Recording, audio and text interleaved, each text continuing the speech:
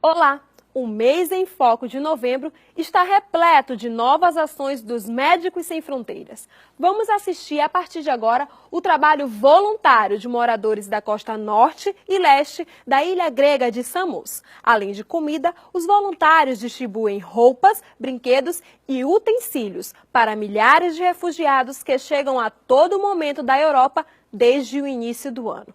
E em uma rápida passagem pela República Centro-Africana, veremos a falta de higiene nos acampamentos que abrigam diversas pessoas que saíram às pressas de suas casas, fugidas da violência que assolou Bangui no fim de setembro. Lá, o maior problema é a malária.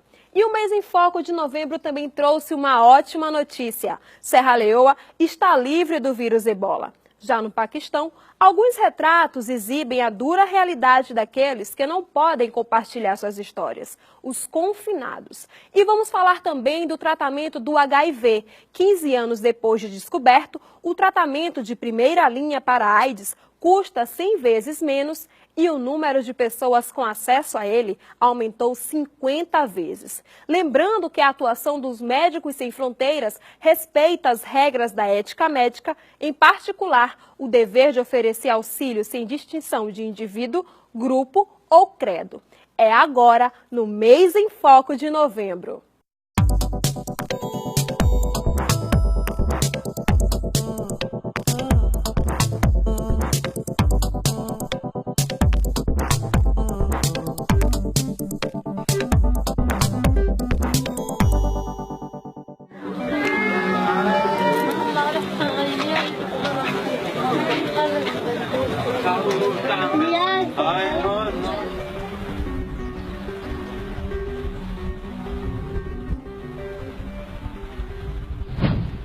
The north and east shores of Samos are littered with splashes of orange.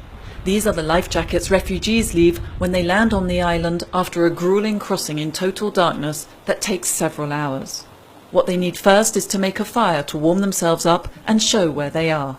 Then it's to the harbour, Vati, where the police will provide them with a pass that will enable them to continue their journey. MSF asks locals to let them know when they see boats approaching so they can assist the refugees as quickly as possible.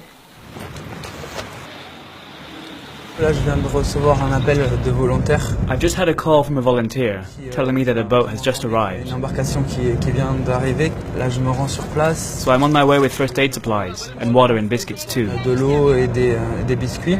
Et une fois que once the refugees are all okay and back on their feet, they'll be taken to the harbour. Ils seront transportés jusqu'au port.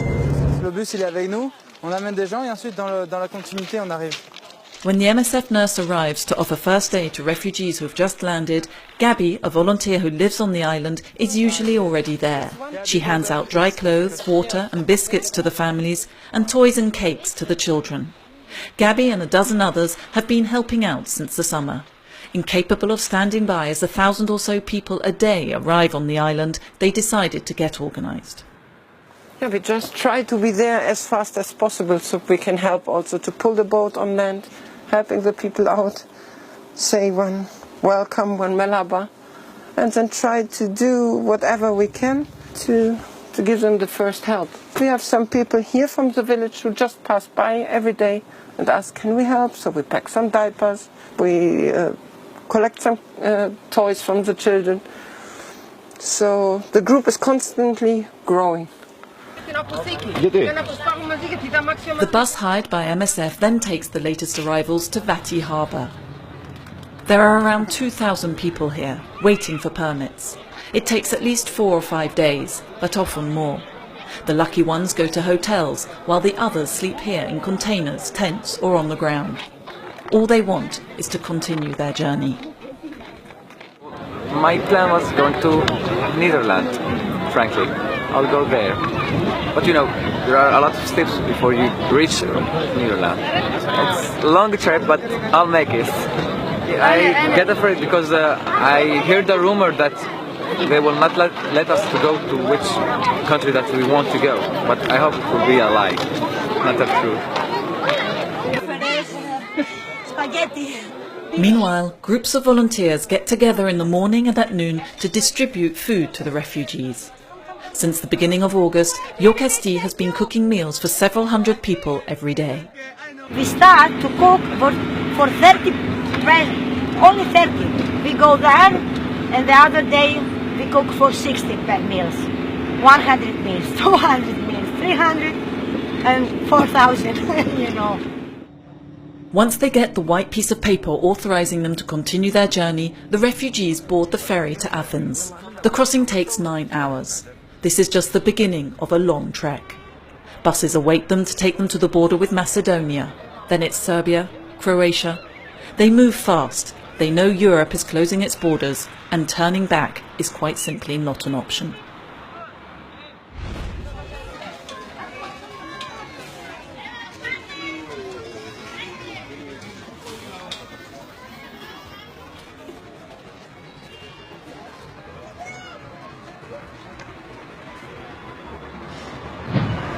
When violence broke out yet again in Bongi, inhabitants fled to the displaced persons camp at Mpoko airport or to other sites where people have assembled, like here in Bensvi. In most of the camps, the biggest problem is hygiene. There are 3,000 to 4,000 displaced people in each camp, and as there aren't enough shelters for all of them, many of them sleep outdoors.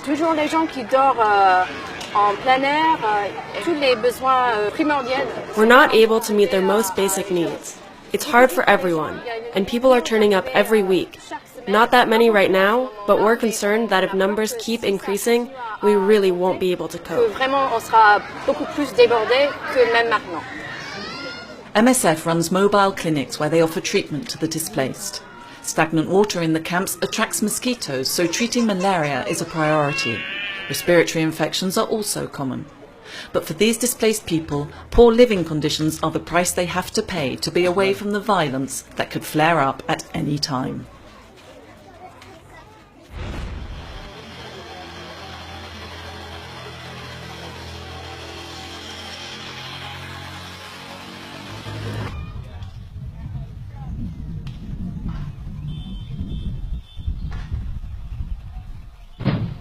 The Ebola epidemic is over in Sierra Leone, but certain precautions continue. Washing hands with chlorinated water is the best way to keep the virus at bay. It's become an all-essential ritual for anyone entering the MSF clinic where Ebola survivors receive treatment. How the house, how the family.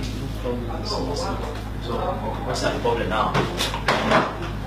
Well, the problem now is because then is the why stands for TVS. I didn't feel like I get cool. Does it come out? Abbas Kanu is one of Sierra Leone's 4,000 Ebola survivors.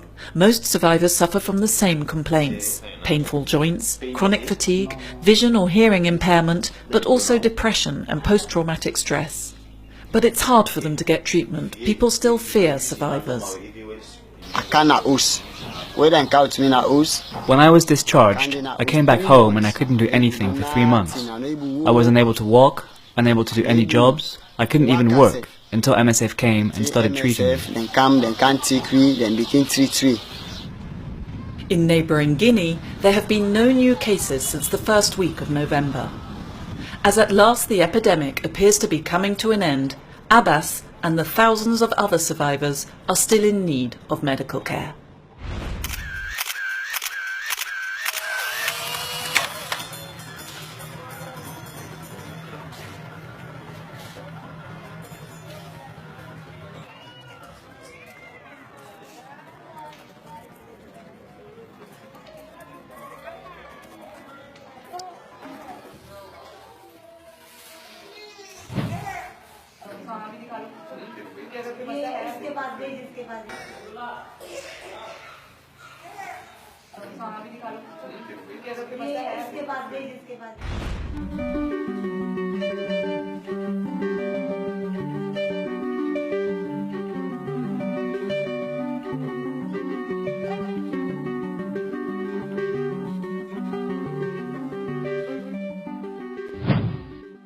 At the end of the 1990s, people infected with HIV in the developing world were finally able to join in the race alongside all those already living with HIV. Compared to 15 years ago, first-line AIDS treatment costs 100 times less, and the number of people with access to it has increased 50-fold. Scientific advances and developments in medical care have resulted in a drop in AIDS-related deaths and new cases of HIV infection. 15 years ago, only those already suffering with AIDS and severely weakened by the virus were offered treatment. But since September last year, the WHO recommends that anyone infected with HIV should begin treatment as soon as possible after diagnosis, as this increases their chance of survival while reducing the risk of the virus being transmitted to partners. There are even predictions that the end of the AIDS epidemic may be in sight. Sadly, it's not that simple. Of the 35 million people infected with HIV and who should therefore have access to treatment, there are still 20 million who don't. And starting treatment is only the beginning. Take the example of someone living near Lake Victoria in Kenya's Ndiwa district. HIV prevalence here is among the world's highest, with 1/4 of the population HIV positive, and 2 adults in every 100 becoming infected annually. This inhabitant of Ndiwa has been able to get a diagnosis and has been offered treatment, but he must remain vigilant and he needs the support of the system. Thanks to effective treatment, the viral load in his blood has become undetectable. It's so low that tests can't measure it. But if he doesn't receive support with persevering with his treatment, if his and his medical team's vigilance lets up, the consequences will be disastrous. Not only will the virus start replicating again, it will also become resistant to the drugs used to treat it. Without appropriate medical supervision, such as routine measuring of the level of HIV in his blood, the medical team won't have the information they need to adapt their treatment strategy. And even if they do, there's yet another hurdle, as second and third line treatments are more costly, or often quite simply unavailable. Our patient, who had an undetectable viral load and was in good health, falls sick again. And once more, he's at risk not only of transmitting the infection, but also of dying. MSF has thus decided to take action in Ndiwa on all aspects of the disease, from diagnosis through to treatment follow-up, so as to ensure nobody falls out of the race. Simplifying treatments, offering routine, individualised support, adapting care strategies to suit each person, this is what is required to allow people living with HIV to persevere in the race against the disease.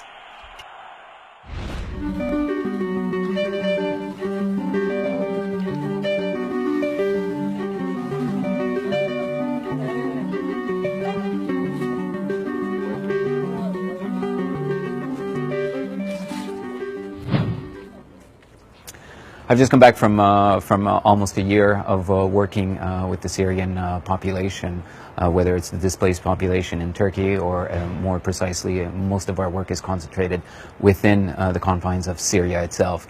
And what I can say is that since I've arrived, the situation unfortunately has just deteriorated for the worst. The bombing is just indiscriminate and ongoing towards the civilian infrastructures.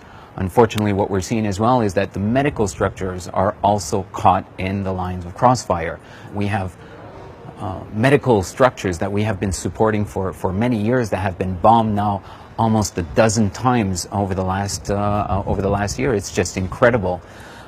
People unfortunately cannot flee anymore. The borders are closed. People that had fled initially within the confines of the borders in Turkey, in Lebanon, or in Jordan now feel that there is no possibility for them to return to Syria anytime soon. And this has provoked, over the last 2 years and especially over the last summer, this mass migration of population towards Europe. And the ones, unfortunately, that are still within the country are the most vulnerable. They're the ones that don't have the money, that were not able to flee to Turkey or Jordan or Lebanon.